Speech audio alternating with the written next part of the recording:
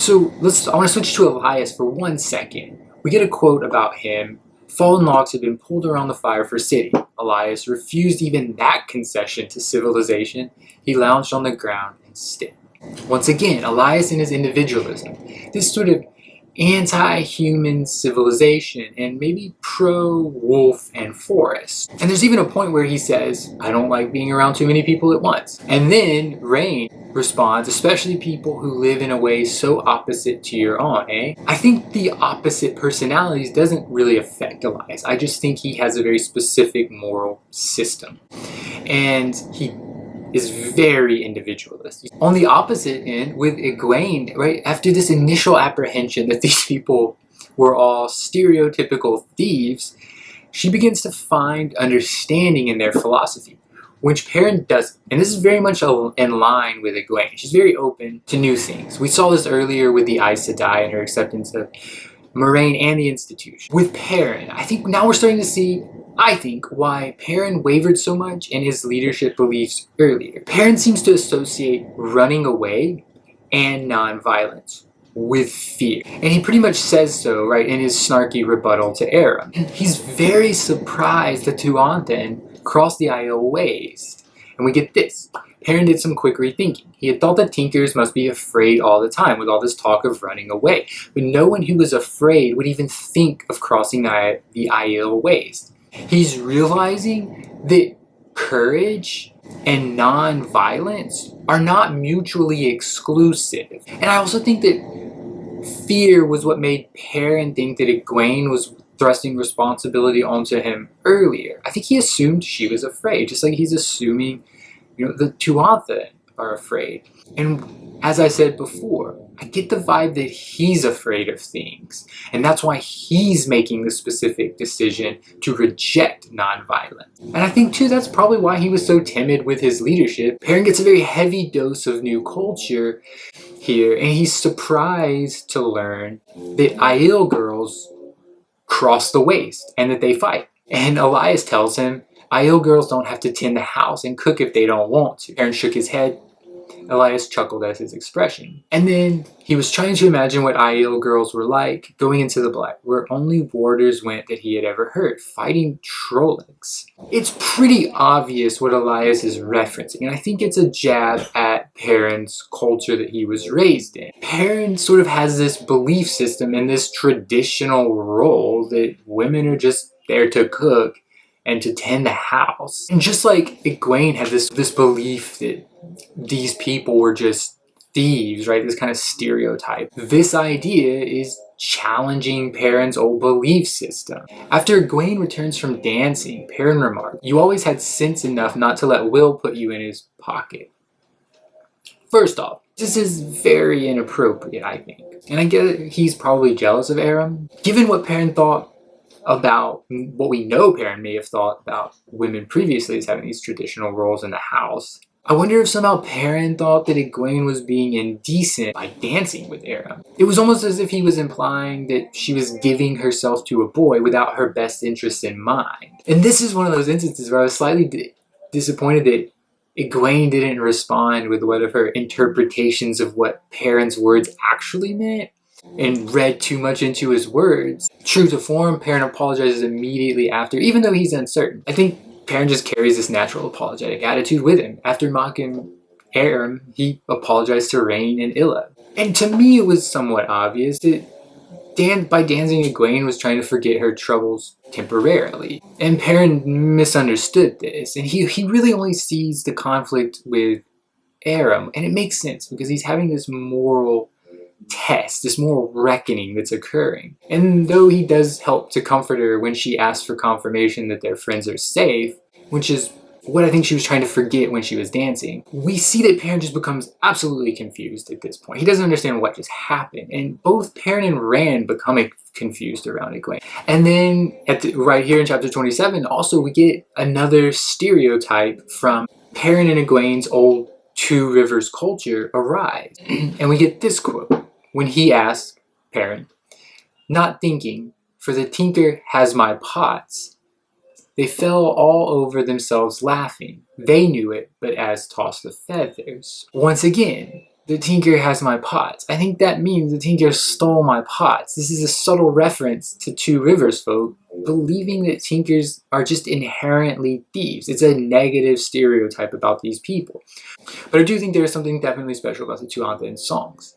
And we see that when Perrin starts dancing. He thought he had never danced so long, or so hard, or so well in his life.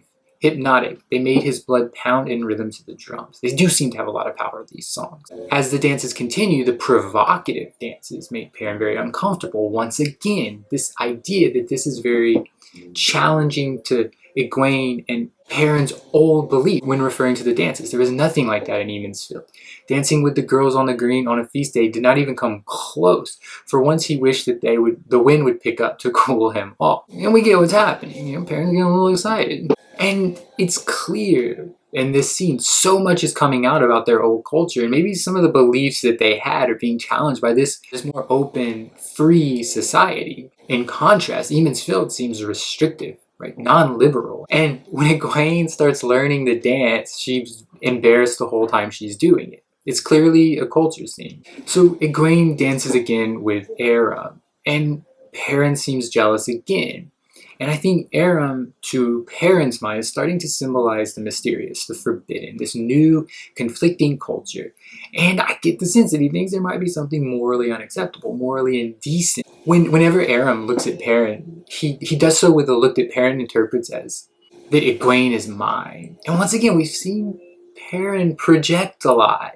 At least in my interpretation. So I wonder if he's projecting. I wonder if he feels threatened, feels jealous by Aram taking Egwene. From him, perhaps.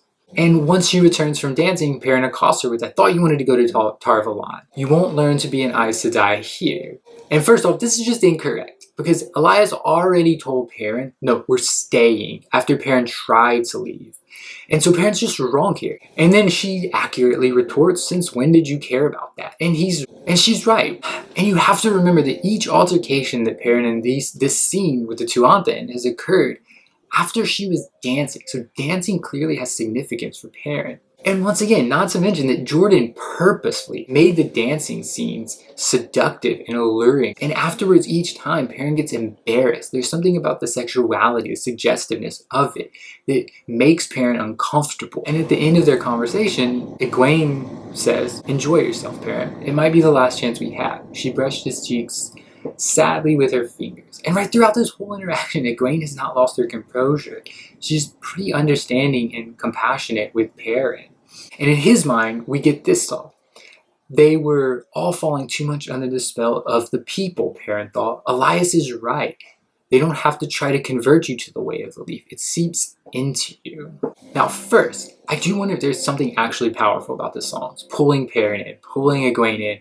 Maybe this is why Elyas stays outside their circle. He pulls away, he orbits it, and even Perrin, he likes it. He joined in the dances, like he wanted to of his own volition. And there was a point where even after he had danced and he was embarrassed and blushing, he actually went back to watch the girls dancing, even though he was embarrassed.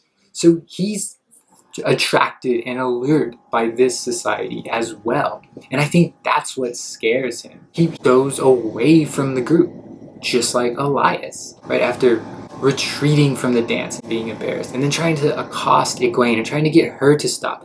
He feels isolated, and then he falls back into the way of Elyas, believing that the Tuantha are somehow weaving a spell that's deceiving everyone and luring them in.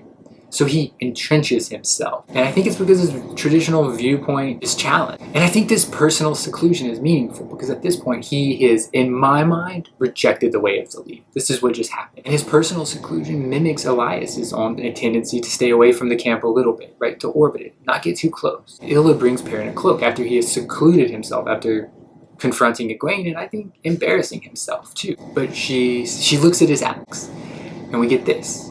Their eyes always touch the axe, and he could feel what they thought. A tool of violence. There's never any excuse for violence to another human being. The way of the leaf. And then, stubbornly, he continued to wear the axe. He took to keeping his cloak thrown back, even when it was windy, so the half-moon blade was never hidden. Now and again, Elyas looked quizzically at the weapon, hanging heavy at his side, and grinned at him, those yellow eyes seeming to read his mind. that almost made him cover the axe. Almost.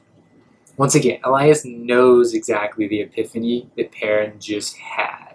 This axe is symbolic for violence. It's symbolic for self-defense. It's a rejection of the way of the leaf. It's a rejection of this culture. And after this, Perrin begins to have nightmares. Night after night, he bolted upright in the dark, panting and reaching for his axe. Once again, reaching for his axe, before he realized that the wagons were not in flames. This reaching for the axe, touching the axe, it's a symbolic rejection of nonviolence. And I think he thinks that accepting nonviolence would be a death sentence. So he instinctively grasps for it and touches it, brushes against it, because it's his only safety, his only protection in this perilous journey. And then this epiphany just cascades. He could feel the wolves, in this instance, contempt for the dogs guarding the Tuantha'un, noisy beasts who had forgotten what their jaws were for. Right, so think about this. He's adopting the mindset of a wolf, right? No longer the way of the leaf, not at all. It's not that he just rejected the way of the leaf. He's adopting a new belief system here. Jaws themselves are not for barking. They're not for just scaring you away. They're actually for attacking you. Almost simultaneously, right, he's beginning to hear wolf voices in his mind. And so this is in part why he's adopting this mindset. And I think Perrin is astonished at this point at the foolishness of the way of the leaf, considering the war that he's fleeing. So he comes to agree with Elyas in his philosophy. And I think this is absolutely symbolized and reinforced in his sudden awareness and ability to speak to wolves, right? He has a dream of Belzamon, and in the dream he raises the axe, but interestingly, he throws the axe away in the dream and does not grab it upon awakening, which may be a foreshadowing that a different weapon is needed to combat this completely different type of enemy. But nonetheless, that's the only instance of that. And with that one aside, Elyas does, I think, believe similarly to Perrin. At this point, I think Perrin's worldview has somewhat been destabilized by the Tuantha'un, but now it's becoming more complete in itself. The wolves to Perrin symbolize and represent the morality of survival. Metaphorically, I think, becoming the axe that he brazenly wields among the Tuantha'un. And in the scene where he looks over and catches Elyas' eye, right, they're both similarly brooding, similarly avoiding festivities, similarly torn between wishing to help these people, but also at the inevitability of these people's primary tenets, right? They believe that these tenets will get them nothing but death. It's mutual.